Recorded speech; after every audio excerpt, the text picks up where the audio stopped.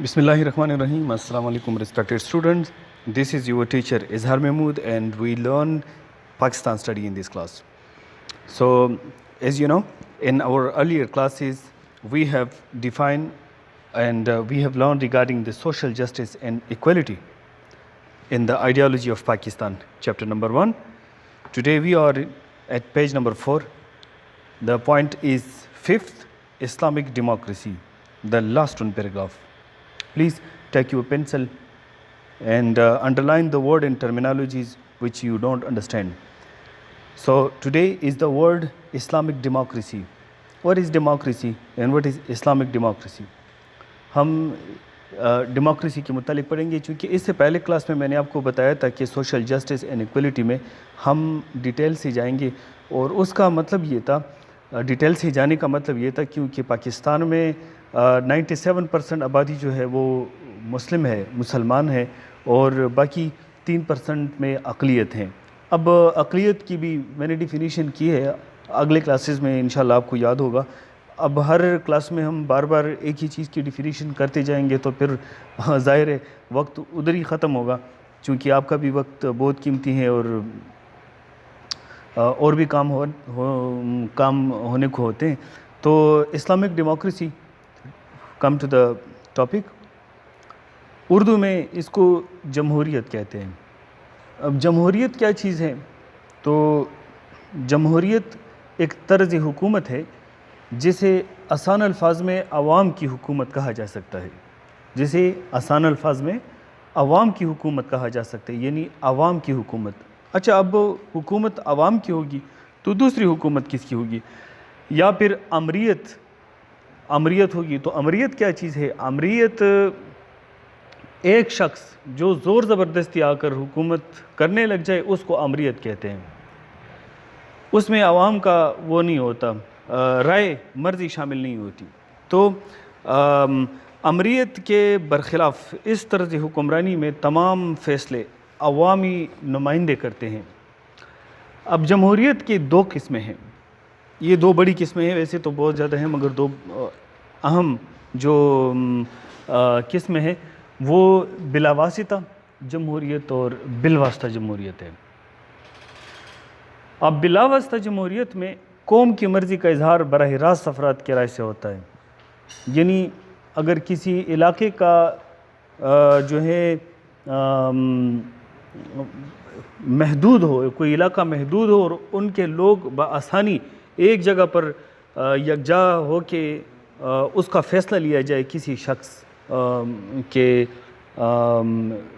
منتظم بنانے میں، تو اس کو کیا کہتے ہیں؟ اس کو بلا واسطہ جمہوریت کہتے ہیں.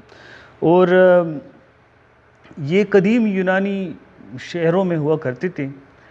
موجودہ دور میں یہ طرز حکومت سوئٹزرلینڈ کے چند شہروں یا امریکہ میں چند بلدیات تک محدود ہے اور زیادہ نہیں ہے.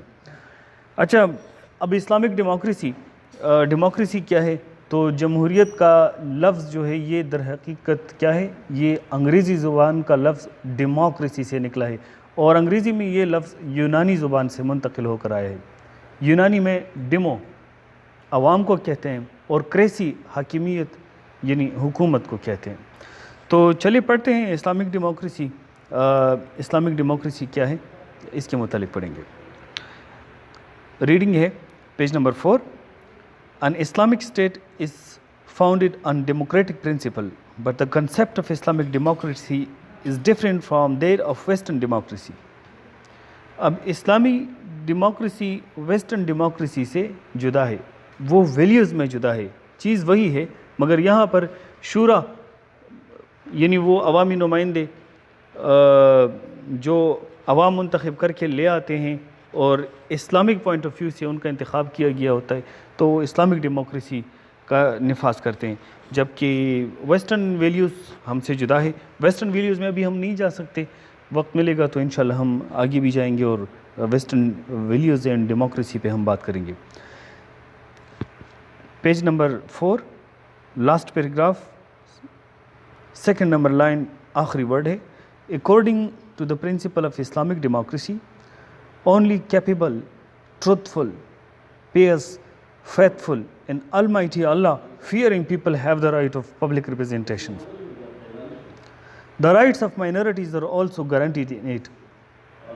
میں نے پہلے کلاس میں آپ کو سوشل جسٹس اینڈ ایکولیٹی میں مائنورٹیز کے رائٹس کو کی حفاظت کے لحاظ سے میں نے ڈیٹیل سے کہا تھا کہ اسلام نے جو سبق دیا ہے کہ مائنورٹیز کے یعنی اقلیتوں کے حقوق کو کس طرح آپ اس کی پاسداری کریں گے، تو وہ ہم نے ڈیٹیل سے پڑھے تھے. It is stated in the Holy Quran that all matters of the Muslim are decided through mutual consultations. And that is why consultation bears great importance in an Islamic society. Consultation کیا ہوتا ہے جس کو اسلام نے بہت یعنی کیا دیا ہے، امپورٹنس دی ہے، اہمیت دی ہے. کنسلٹیشن اصل میں صلاح مشورے کو کہتے ہیں. تو صلاح مشورہ کیا ہے؟ صلاح مشورہ ضروری ہے کہ آپ صلاح مشورے سے کوئی بھی کام کریں. تو حضرت محمد صلی اللہ علیہ وآلہ وسلم sought the opinion of his venerable companion on every important occasion. During the period of Orthodox caliphs, یہ Orthodox caliph کے خلفائے راشدین کی طرف اشارہ ہے. A majlis shura consisting of the respected companion of Hazrat Muhammad sallallahu alaihi wasallam had been constituted that gave advice to the caliph on all important matters. ایک شورا ہوتا تھا جو خلفاء کو، خلیفہ کو کیا مشورے دیا کرتے تھے on all important matters. At the time of the election of the caliph also, اگر caliph کا انتخاب ہوتا تھا یعنی انتخابات ہوتے تھے، الیکشن ہوتے تھے، تو بھی opinion of the public representative was sought and companion of the representative was sought and responsibility of his important position was entrusted to the only those companions of the prophet who were capable of it. ان لوگوں کو عوامی نمائندہ مقرر کیا جاتا تھا اور ان کو پھر اہم فرائض دیے جاتے تھے جو اس کے کیپیبل تھے، نہ کہ ہر شخص کو. After the election the representative of different groups and tribes of the Muslim used to take oath of allegiance at the hands of the caliph to pledge their loyalty to him. So this whole process was the best example of democratic method of election. یہ آج کل کے دور میں جب ہم یہ democracy کو دیکھتے ہیں تو یہ بالکل وہی طرز حکمرانی ہے جو اسلامی دور میں خلفائے راشدین یا خلفائے راشدین سے پہلے ہوا کرتا تھا. مگر صرف فرق یہ ہے کہ آج کل کے ویسٹرن ویلیوز جدا ہے اور مسلمانوں کی جدا ہے. The elected caliph performed the responsibilities of governance within the limitation of Islamic Sharia, and he was responsible for every decision and measure before his subject, before Almighty Allah. صحیح ہے. تو یہ جو اب ہم مختلف نظریات کے متعلق پڑھتے آ رہے ہیں تو یہ کیا ہے؟ It was the desire of the Muslim of Indo-Pakistan subcontinent that they should have their own separate and independent homeland where they could establish a system of government based on the principle of Islamic democracy. Based on the Islamic democracy. اچھا تو پھر یہ کیا ہے؟ ہم بات کرتے ہیں نا جمہوری نظام کی، تو جمہوری نظام کے تین اہم ستون ہوتے ہیں. جمہوری آزادی اور انصاف، یعنی جمہوریت، آزادی اور انصاف اسلامی نظام کی بنیاد رہی ہے اور جن کے حصول کے لیے اجتماعی رائے یعنی عوام کی رائے، عدلیہ اور مساوات کی پاسداری کو اہم قرار دیا گیا.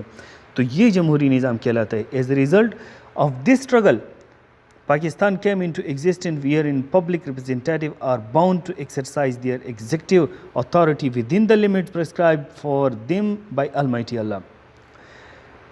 The constitution of our country is the manifestation of an Islamic democratic society. Quaid Azam Muhammad Ali Jinnah while addressing the Shahi Darbar at Sibi, Balochistan on 14th of February 1948, he said, یہ اس کو انڈرلائن کرے, ٹھیک ہے, 14th of February 1948, اس کو underline کرے, یہ آپ کے MCQs میں بھی آئے گا, آبجیکٹیو میں یہ ہے. We must lay the foundation of our democracy on the Islamic ideals and principle in the true sense. تو انہوں نے بھی یہی کہا تھا, قائد اعظم محمد علی جناح نے بھی یہ کہا تھا کہ کیا کریں, ہمیں ٹرو سینس میں اسلامک آئیڈیلز اور پرنسپل آف اسلامک سینس پہ کام کرنا چاہیے. آئندہ کلاس میں ہم انشاءاللہ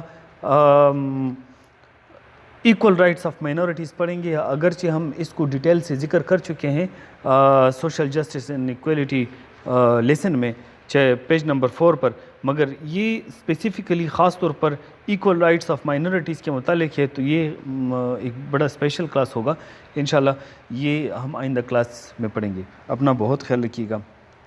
اللہ ہم سب کا حامی و ناصر ہو.